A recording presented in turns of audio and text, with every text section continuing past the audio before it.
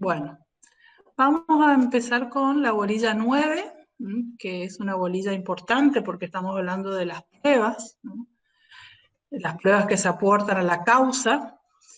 Y vamos a dar primero un concepto de prueba. Esta prueba es la actividad procesal realizada con el auxilio de los medios que la ley nos otorga y tiene la finalidad de crear la convicción judicial sobre la existencia o inexistencia de los hechos afirmados por las partes como fundamento de su pretensión o defensas.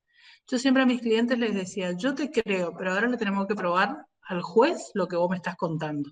Entonces, es muy importante que esa actividad procesal desarrollada por la parte tienda a crearle la convicción al órgano judicial, en este caso al juez, ya sea, si estoy por la parte actora, sobre la existencia del hecho afirmado en mi objeto de la pretensión, en mi demanda, como también la inexistencia de ese hecho afirmado por el actor y como una defensa formalizada por el demandado. Esa es la prueba.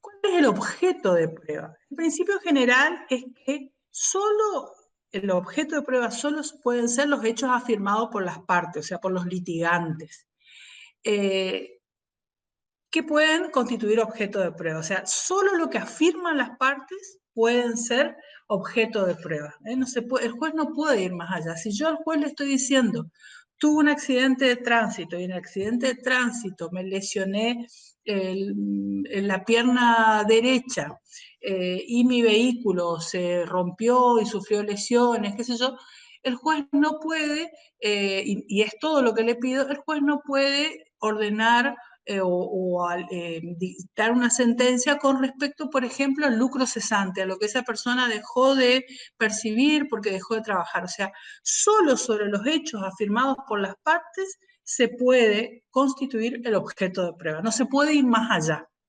No se puede ir más allá. Y el juez tampoco se puede ir más allá en el dictado de la sentencia. ¿Cómo deben ser?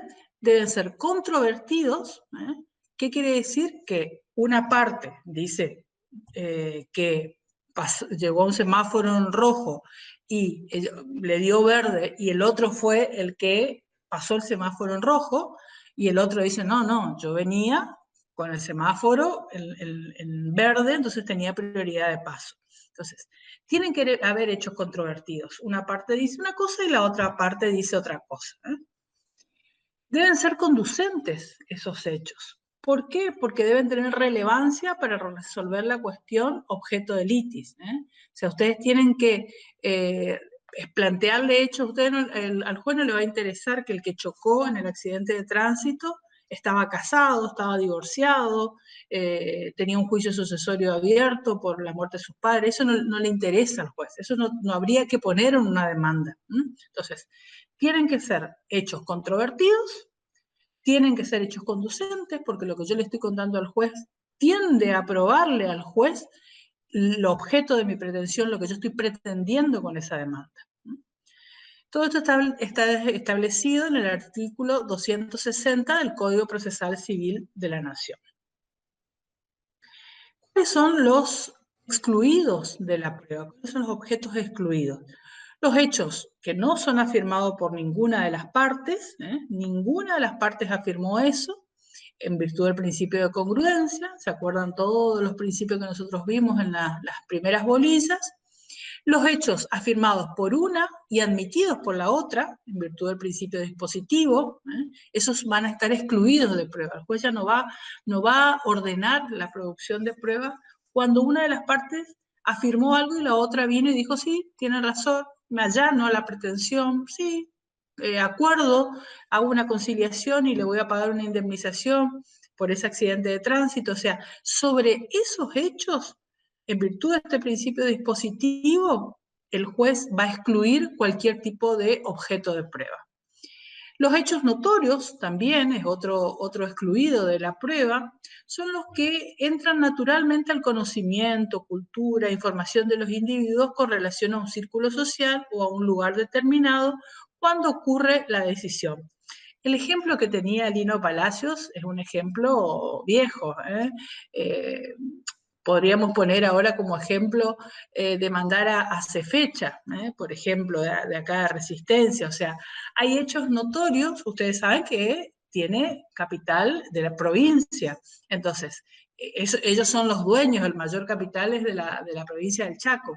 Entonces, son hechos notorios. Todo el mundo sabe también que SECHEP es una empresa del Estado. Entonces, sobre hechos notorios, yo no puedo pedir se libre un oficio al registro de la propiedad para determinar a nombre de quién está, si yo sé quién es el dueño de esa empresa. Entonces, sobre esos hechos notorios, acá le ponía Lino Palacios el ejemplo de la Cooperativa de Transporte de Tranvía de Buenos Aires, que todo el mundo en esa época sabía de quién era el titular. Entonces, sobre esos hechos notorios tampoco se va a probar nada, tampoco va a ser objeto de prueba. Y si ustedes lo piden, el juez tiene la facultad de negar y excluir esa prueba. Bueno, en cuanto a los medios de prueba, son los modos, operaciones que son susceptibles de proporcionar un dato demostrativo de la existencia o inexistencia de uno o más hechos. Entraña una actividad procesal, por ejemplo, el reconocimiento de cosas o lugares, la declaración de testigos, es todo lo que nosotros utilizamos, toda la operación que nosotros utilizamos para proporcionarle un dato sobre si existió o no existió ese hecho, de todo lo que se vale el proceso para llegar al conocimiento de si existió o no existió el hecho.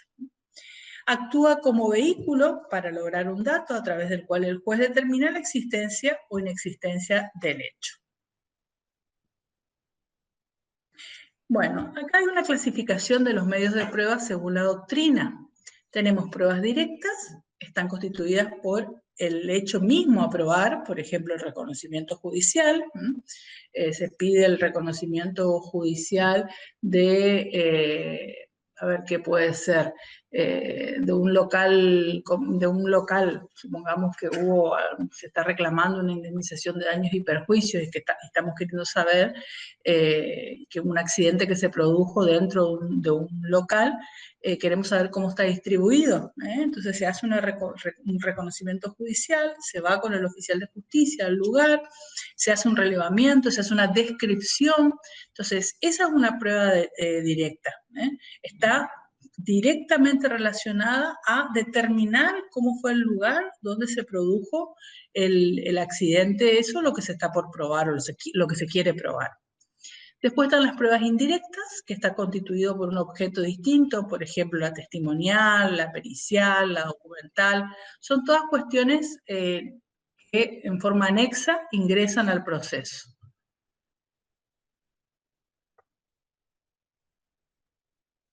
Hola, Nicolás.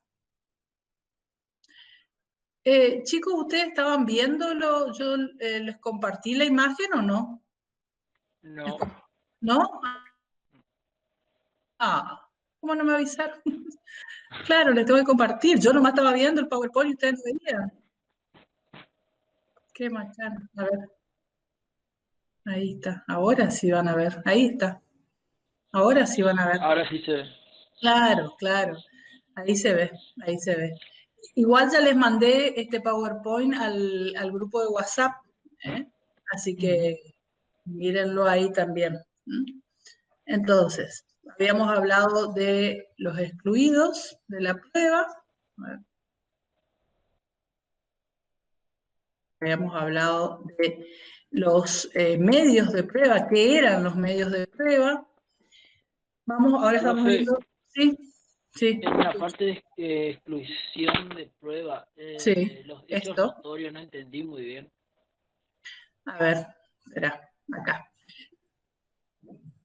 Dame un segundo.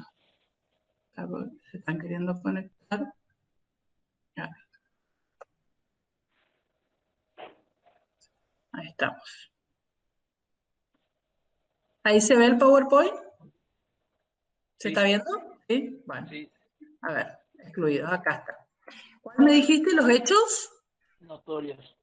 Claro, los hechos notorios son los que vos no requerís, que el juez, mejor dicho, el juez no requiere de algún tipo de prueba para determinar, por ejemplo, la titularidad de alguna empresa. Por ejemplo, nosotros sabemos que esa fecha es de la provincia del Chaco. ¿Eh? Lino Palacios le daba el ejemplo, como dice el PowerPoint, de la cooperativa de transporte, del Transvía de Buenos Aires, del tranvía que había en esa época. Entonces, ese hecho notorio porque todo el mundo lo conoce, son de información que toda la ciudadanía, todo el círculo social ya sabe que es de titularidad de tal persona. Entonces, no es necesario probar una cosa así, a eso se está refiriendo los hechos notorios. Va a haber que, va a tener que tenerse en cuenta el caso particular. Por ejemplo, yo tengo que demandar a SECHEP, no voy a ir a pedir que me informen a nombre de quién es el dueño de ese chef. ¿Eh? Cosas así que son de público y notorio conocimiento. Nosotros sabemos que es del Estado provincial, entonces hay que demandarle a la provincia del Chaco, al Poder Ejecutivo del Chaco. Espérenme un ratito que están ingresando chicos. Ahí está. Hola Susana. Ahí estamos. ¿Entendió ahora los hechos notorios? Sí, sí. Sí. Bueno. Después vimos los medios de prueba, dijimos qué son los medios de prueba y quedamos en la clasificación de los medios de prueba según la doctrina. Entonces pueden ser pruebas directas, que están constituidas por el hecho mismo a probar, por ejemplo, el reconocimiento judicial. El juez hace reconocimiento judicial, por ejemplo, de un lugar. Ustedes dicen, bueno, tuve un accidente y reclamo la indemnización de daños a mí me pasó una vez que me había ido a Iguazú con mi pareja a un hotel, y en el hotel tenía como una subidita, así, vieron que en Iguazú no es todo recto, y tenía como una subidita, pasé yo, y cuando pasó él, se resbaló y se dobló y se quebró la pierna, se quebró el tobillo. Supongamos en ese caso, supongamos que nosotros tendríamos que haberle iniciado juicio por el daño ocasionado. Él estaba dentro del hotel, ya dentro de las instalaciones. Entonces, yo podría haber pedido un reconocimiento judicial para que un oficial de justicia vaya al lugar, constate ese pedacito de lugar que era un lugar, era un pedazo que estaba así en bajada, más cortada, entonces era casi seguro que ahí te resbalabas o sea, que podría haber un accidente. Entonces, un reconocimiento judicial de eso, para que el oficial de justicia le determine al juez que, bueno, sí, el lugar es así, hasta se pueden sacar fotos, hay, qué sé yo, tantas escaleras, está distribuido así. Es un reconocimiento del lugar del hecho, ¿no? Entonces, esas pruebas son pruebas directas, ¿no? Según la doctrina. Después pueden haber también pruebas indirectas, que está constituido por un objeto distinto a algo tan concreto como este reconocimiento judicial, donde nosotros lo que queremos probar es que en ese lugar se produjo el hecho. Son testigos, una pericial, qué sé yo, documentológica, caligráfica, una documental que nosotros querramos incorporar. Son pruebas indirectas. Después tenemos pruebas representativas, por ejemplo, la fotografía de un accidente. El perito va y cuando se produce el accidente le saca foto cómo quedó el vehículo, cómo quedó la moto, dónde quedó la persona. Esas son pruebas representativas.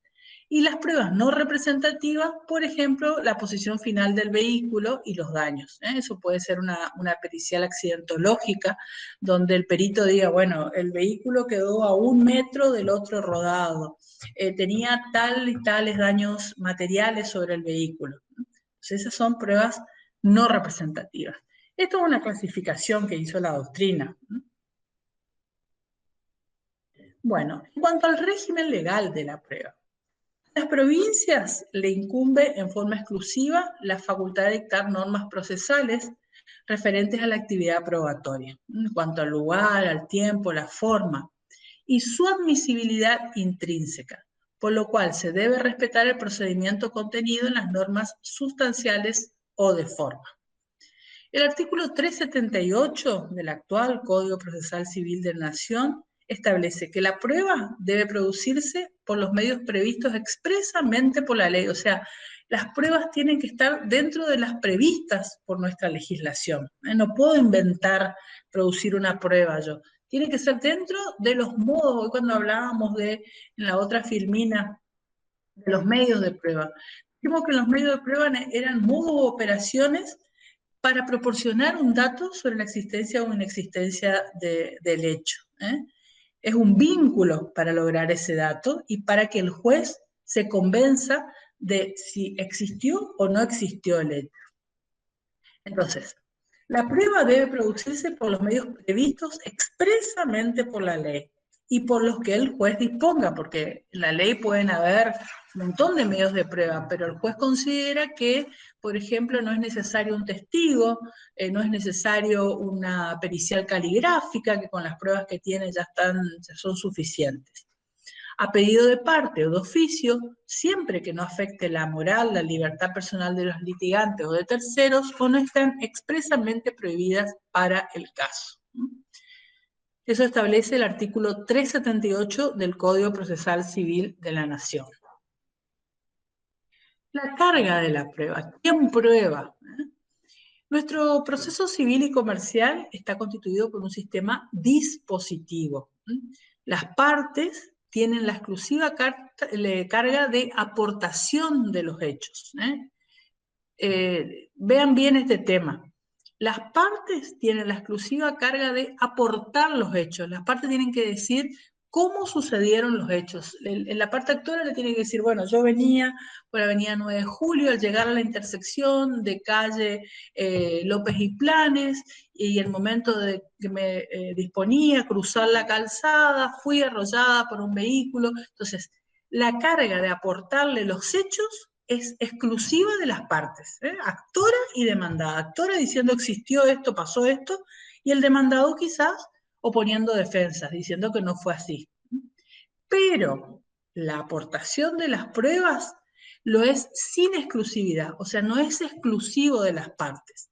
La aportación de los medios de prueba es compartida entre las partes y el juez.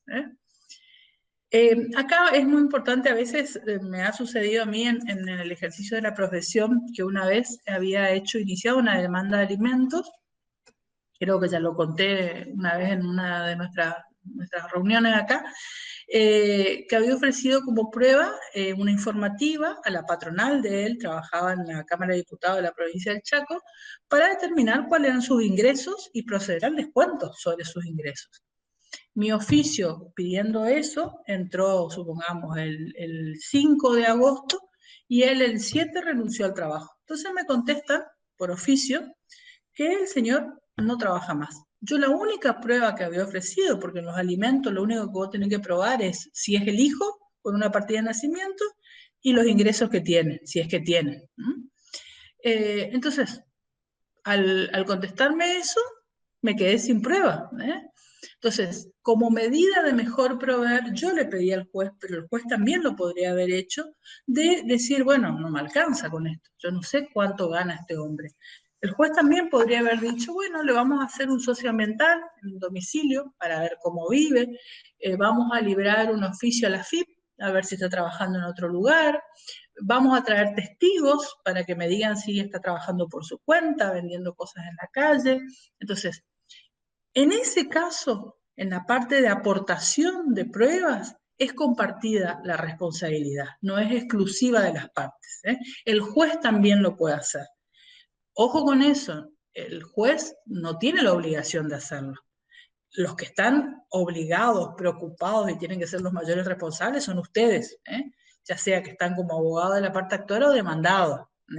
No dejen librado a que el juez, bueno, pero el juez también, sí, también, pero el juez, si ve que no hay pruebas, si ve que ustedes no hicieron nada, no movilizaron, y les puede desestimar la demanda y listo. O sea, los más interesados en que se produzcan esas pruebas son las partes, sin perjuicio de que el juez pueda aportar otros medios de prueba o otras pruebas que considere pertinentes. Lo que no puede hacer el juez es aportar sobre los hechos. Los hechos son exclusivos y excluyentes de las partes.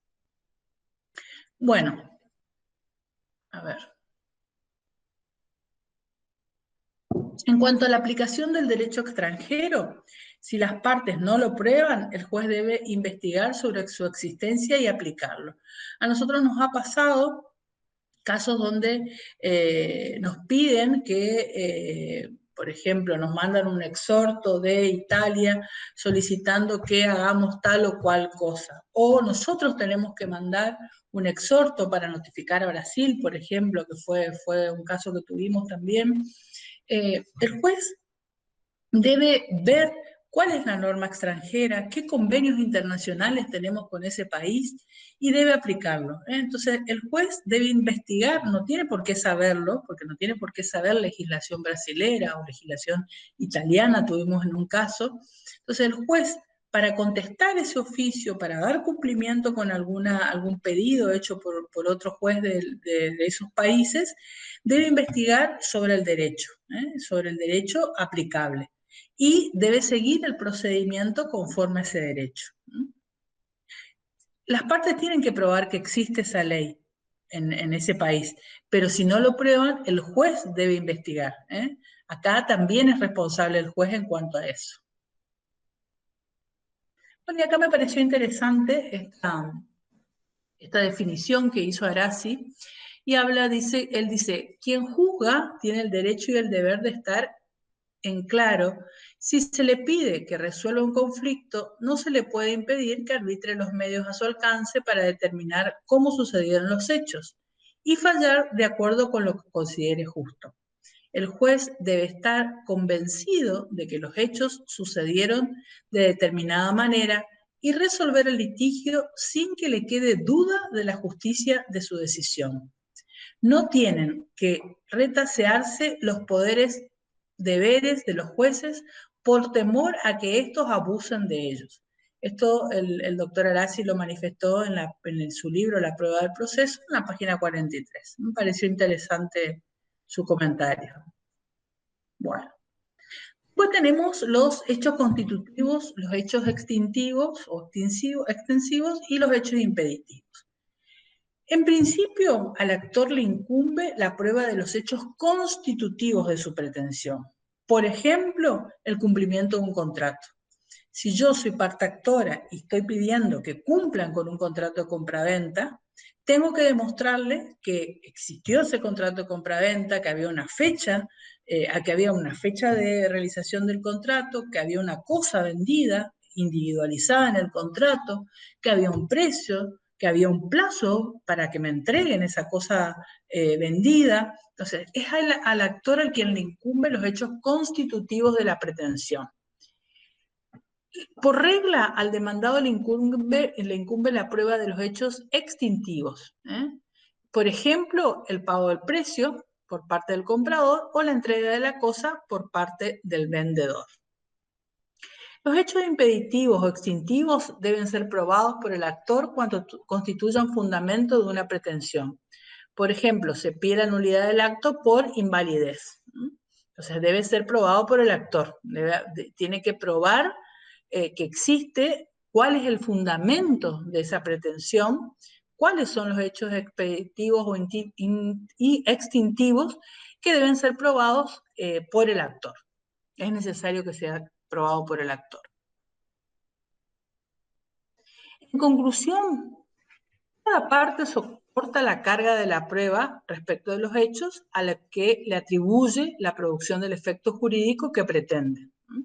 Si yo digo que yo venía circulando por Avenida 9 de Julio, que el semáforo de la intersección con la calle López y Planes me daba el semáforo en verde, tenía prioridad de paso y que el otro vehículo pasó en rojo, quien alega el hecho tiene que probar la producción de eso, tiene que pedirle al juez todos los medios probatorios para determinar que ese hecho que alega es el que corresponde. O pasó así, como dice la parte. El artículo 377 del Código Procesal Civil de la Nación establece que incumbirá la carga de la prueba a la parte que afirme la existencia de un hecho controvertido o de un precepto jurídico que el juez o tribunal no tenga el deber de conocer.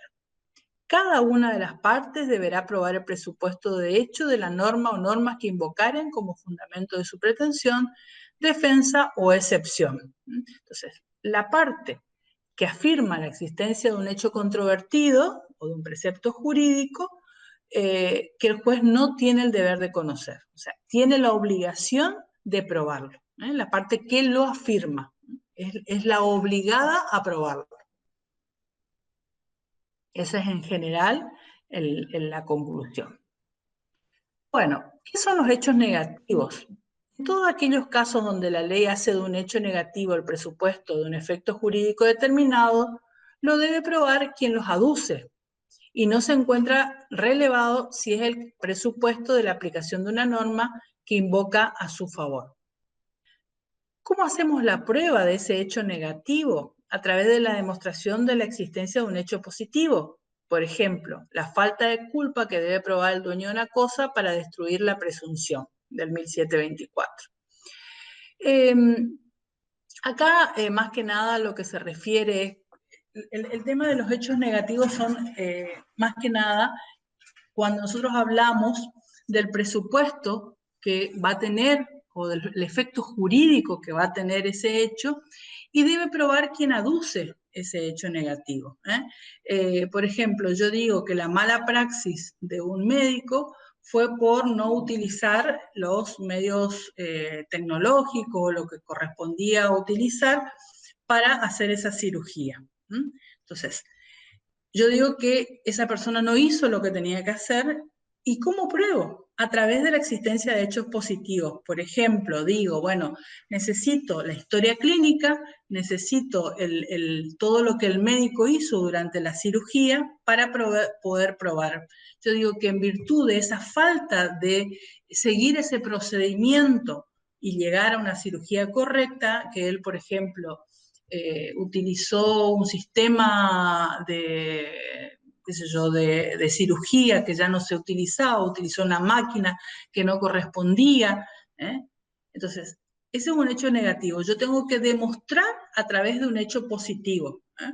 Ir y hacer una constatación, decir, miren, acá está la máquina que él utilizó, acá está, o de la historia clínica, o del, no sé cómo se llama lo que hace el médico, de la hoja de ruta que hace el médico cuando hace las intervenciones quirúrgicas, surge que utilizó tal técnica.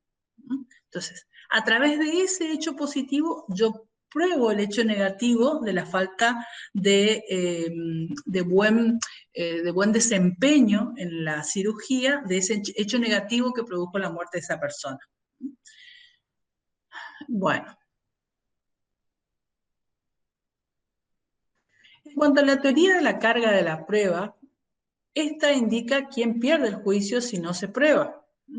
Y acá hay artículos muy importantes del Código Civil y Comercial de la Nación para tener en cuenta. Estos son acuérdense que esta es la reforma del Código Civil que se produjo en el 2015, que está vigente a partir del 2015, y establece el 1734 del Código Civil y Comercial que, excepto disposición legal, la carga de la prueba de los factores de atribución y de las circunstancias eximientes corresponde a quien los alega. Ese es el principio general.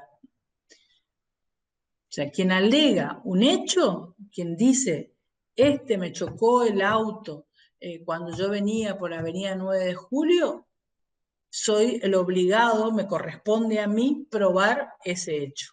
Quien lo alega es el que debe probar.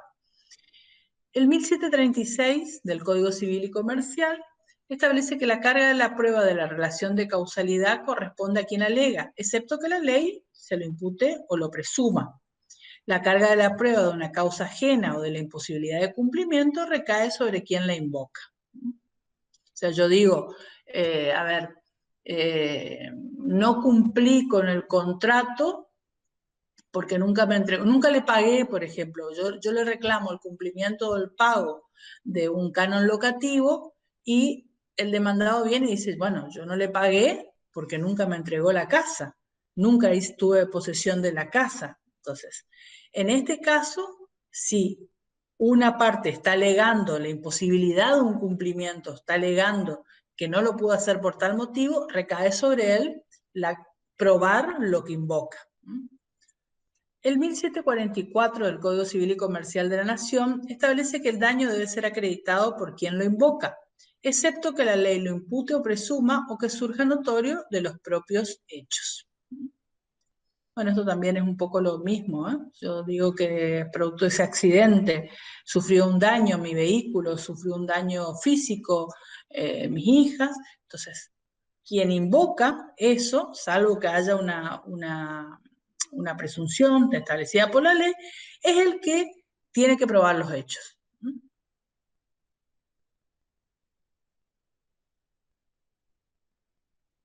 Bueno, en cuanto a la teoría de la carga de la prueba, en determinadas circunstancias, por aplicación de la obligación de colaboración que incumba a todos los que intervienen en el proceso, para así obtener el mejor resultado posible de la actividad jurisdiccional, y en otros casos para evitar injusticias e inequidades de la sentencia, los jueces pueden distribuir la carga de la prueba de modo diverso al expuesto. Nosotros veníamos diciendo que quien alega debe probar. Quien alega debe probar. Pero la teoría de la carga de la prueba establece que en determinadas circunstancias, en virtud de este principio de colaboración, nosotros cuando veíamos los principios decíamos que una vez que las partes ofrecen pruebas, las pruebas ya no es mía de la parte actora. Yo ofrezco un testigo que va y declara y el testigo dice que vio que yo pasé el semáforo en rojo, yo no puedo después decir, no, no quiero ese testigo. Entonces, en virtud de la obligación de colaboración que incumbe a todos los actores procesales, o sea, los que intervienen en el proceso, tanto actor como demandado, que buscan que esa actividad jurisdiccional llegue al resultado de una sentencia, entonces, en ese caso, en determinadas circunstancias, el juez puede distribuir la carga de la prueba de modo diverso. Por ejemplo, en un daño y perjuicio por mala praxis, yo, parte actora, que es la que me aplicaron a mí la mala praxis, la que estoy reclamando la mala praxis por una mala maniobra del médico, del sanatorio Fimechaco, por decirle un lugar, es más difícil que yo pueda conseguir esa historia clínica, porque yo tengo que hacer un mandamiento, tengo que ir con un oficial de justicia, sacarle la historia clínica del paciente. Es más fácil y está más accesible para el demandado, que es el sanatorio Femechaco, de poder presentar esa prueba. Entonces, en determinadas circunstancias y en virtud de esta obligación de colaboración que pesa sobre todas las partes, los jueces pueden distribuir la carga de la prueba de modo diverso al expuesto. No solo el que alega, sino también el otro. Puede llegar a ser o estar obligado a presentar esa prueba. El artículo 1735 del Código Civil y Comercial de la Nación habilita al juez para distribuir la carga de la prueba de la culpa o de haber actuado con la diligencia debida, atribuyéndola a la parte que se encuentra en mejor condición para aportar la prueba. Y a esto se denomina la carga dinámica de la prueba. Entonces, el que está en mejores condiciones, el ejemplo que yo les daba al sanatorio Femechaco, es más fácil que busque de la parte administrativa una copia de esa historia clínica y la presente al juez, a que la parte actora que no puede acceder a esa historia clínica si no se la da al sanatorio, poder aportarla. Entonces, en ese caso, en virtud de esta carga dinámica de la prueba, el juez puede pedirle al demandado que sea el que presente esa historia clínica.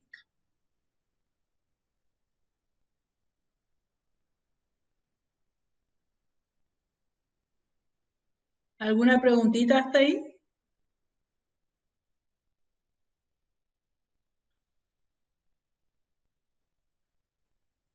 Bueno, la prueba del derecho. Las normas jurídicas se presumen conocidas, o sea, se sabe cuál es la ley, se sabe cuál es el código de fondo, o sea, sabe el juez cuál es el código de fondo. Si ustedes piden un desalojo, sabe cuáles son las normas de desalojo. Si piden un daño y perjuicio, sabe cuáles son los artículos del código que establece el daño y perjuicio. Entonces, las normas jurídicas se presumen conocidas y le incumbe al juez la calificación jurídica de los hechos de la causa y no deben ser objeto de prueba. O sea, ¿se acuerdan cuando yo les decía, cuando hablábamos de demanda, que a veces las partes ponen derecho, fundo en los artículos tal, tal y tal, hasta pueden haber puesto mal ustedes el derecho.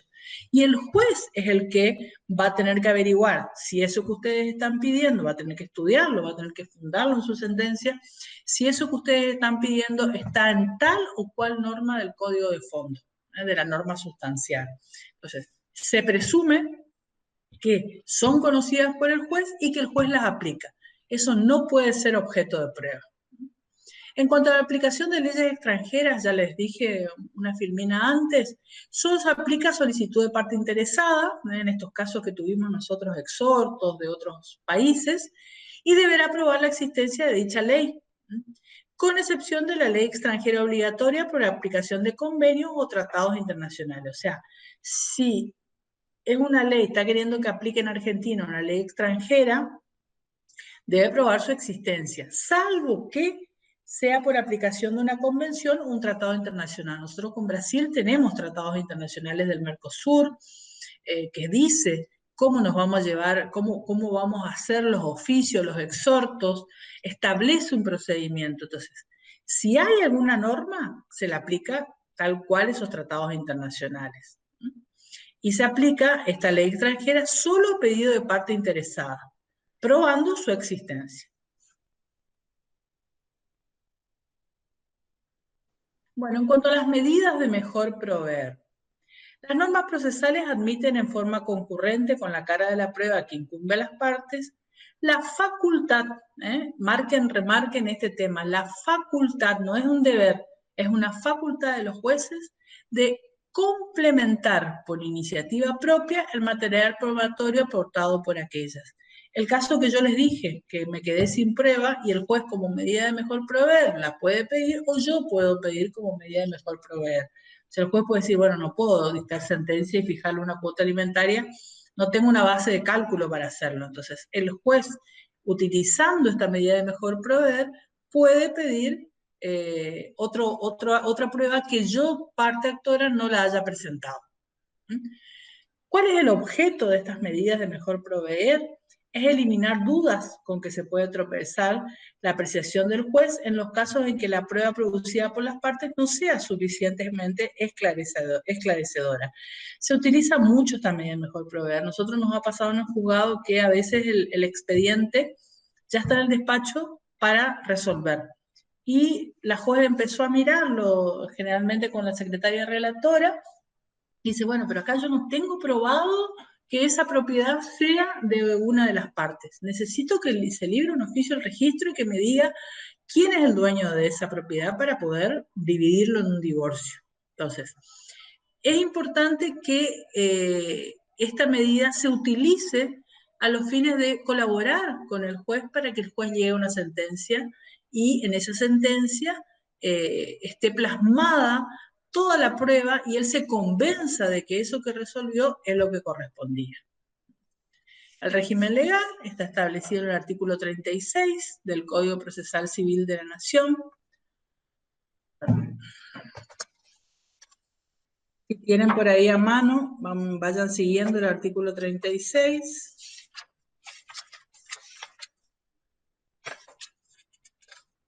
Bueno, en realidad el artículo 36 son todos los deberes y facultades ordenatorias e instructorias. Tomar medidas tendientes a la paralización del proceso, intentar una conciliación, promover a fórmulas simplificadas, ordenar las diligencias necesarias para esclarecer la verdad de los hechos controvertidos, respetando el derecho de defensa, podrán disponer la comparencia personal de las partes, deducir la comparencia de testigos, mandar que se agreguen documentos. Sería el artículo 36, inciso 4, el que el juez puede, en virtud de estas facultades y deberes ordenatorios e instructorios, pedir que se realice algún tipo de diligencia. Está expresamente establecida. Pero no solo la utiliza el juez, la utilizan las partes también. Cuando ustedes, si les pasa algo como me pasó a mí, que yo ya en la demanda ofrecí solo la prueba a la Cámara de Diputados, después al renunciarme y empezó a trabajar en otro lado, yo ya no lo tenía ofrecida como prueba. Entonces, como medida de mejor proveer, es una herramienta que el abogado utiliza para, en estos casos, como el que yo les cuento, presentar una prueba, que no la hicieron con la demanda, porque esa es la oportunidad procesal, junto con la demanda. O también el juez, cuando está por dictar sentencia, se da cuenta que algo no le cierra para dictar sentencia, algo no lo convence, y entonces saca del llamamiento de autos, deja sin efecto el llamamiento de autos y ordena la producción de una prueba. A eso se refiere la medida de mejor proveer. Eliminando, o sea, lo que busca es eliminar cualquier duda que pueda tener el juez antes de dictar sentencia.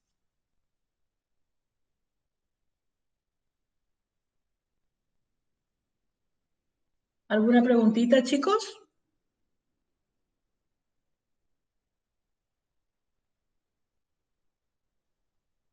Bueno, ténganlo en cuenta estas medidas de mejor proveer, porque pueden llegar a utilizarlas. Es sencillo para pedirla, que vengo por este acto, dentro del proceso que ustedes están tramitando, que vengo por este acto y como medida de mejor proveer, atento a tal cosa, supongamos que es lo que me pasó a mí, atento que el señor renunció, no tengo la prueba más importante, solicito que el tribunal ordene la producción de tal o cual prueba. Así sencillito. Es un escrito fundo en el artículo 36, inciso 4 del Código Procesal Civil de la Nación. Bueno, en cuanto a la apreciación de la prueba, este es un puntito que en realidad en el programa está al final, pero me pareció importante hacerlo acá ya. Se trata de ponderar el valor de los medios de prueba producidos a efecto de determinar su mérito, en orden a tener por probadas las fuentes de prueba y así los hechos articulados por las partes. La ausencia de pruebas idóneas determinará la aplicación de la teoría de la carga de la prueba.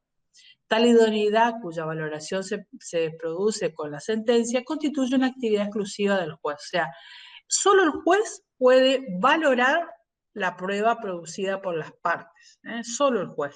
¿Cuándo lo hace? Cuando dicta sentencia. Ustedes después van a ver en una sentencia que el juez dice que afojas tanto el testigo cuando se le formuló la tercera pregunta, contestó que sí, que el señor ahora actualmente puso un negocio, está trabajando de tal cosa, y va a valorar esa prueba, va a decir, bueno, esta prueba me parece importante porque probó que este señor está trabajando en tal lugar, o sea, el juez va a ser el que va a valorar esa prueba y también va a tener en cuenta, en virtud de esa valoración, en virtud de la carga de la prueba. O sea, va a decir, bueno, el actor me dijo que él pasó con semáforo en verde y que fue el otro el que no pasó, pasó en rojo. Entonces, el actor probó lo que dijo.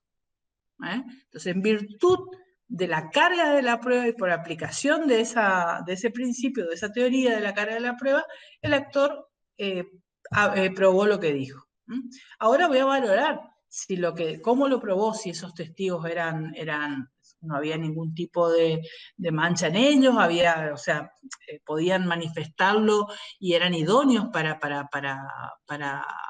demostrar eso que estaban diciendo, o sea, era factible que estaban ahí en el lugar, fueron concretos, o sea, al juez los convenció esos testimonios. Entonces, el juez va a hacer esa valoración, o va a decir el juez, bueno, hay impugnaciones de la pericia accidentológica, pero además de esas impugnaciones que el perito las contestó y explicó por qué, me parece que está muy bien esa pericia. Me parece que la pericia determina bien cómo fue la mecánica del accidente. Entonces, el juez en su sentencia va a hacer la valoración de esas pruebas, en su sentencia.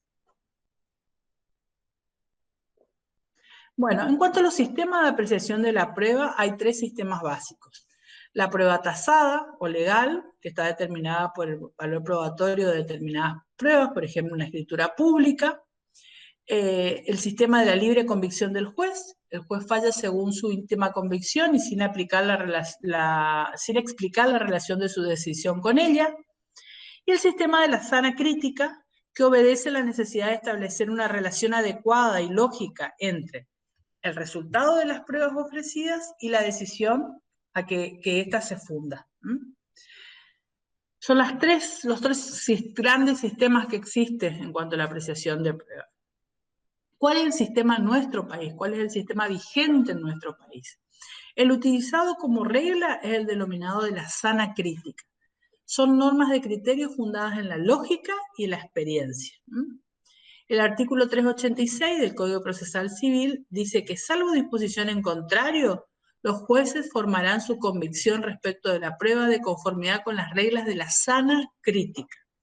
No tendrán el deber de expresar en la sentencia la valoración de todas las pruebas producidas, sino únicamente de las que fueran esenciales y decisivas para el fallo de la causa. A veces declaran que hay testigos, pero el juez dice, bueno, este testigo dijo, vio, estuvo en la esquina parado cuando sucedió el hecho. O sea, el juez por ahí en la sentencia no hace una valoración de cada una de las pruebas, pero sí tiene que hacer una valoración de las pruebas que él dice que le va a servir como fundamento de su sentencia. Bueno.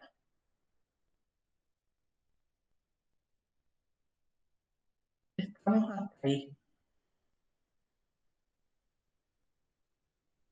¿Se entendió?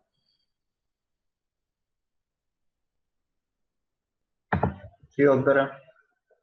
¿Pudieron ver la filmina o no estaban viendo? Sí, se veía.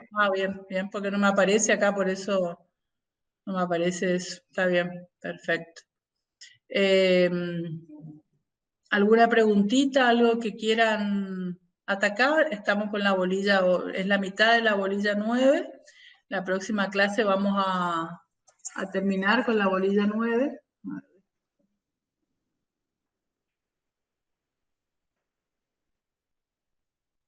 La próxima clase veríamos las alternativas posteriores a la traba de la litis, los documentos, la declaración de puro derecho, el ofrecimiento de pruebas.